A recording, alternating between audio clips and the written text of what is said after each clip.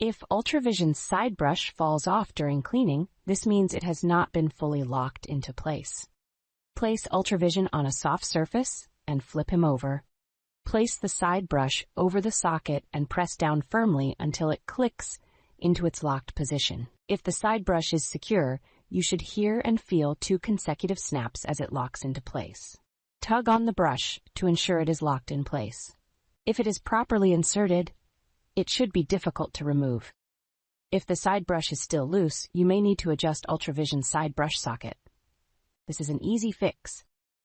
Flip UltraVision on his back. Use a micro-sized Phillips head screwdriver to rotate the small screw in the center of the side brush socket, a half turn or so counterclockwise. Snap the side brush back on and press down firmly to lock in place. You can test this by tugging on the bristles and ensuring the side brush remains secure. If you find that the side brush is still loose, the issue may be that it is worn out.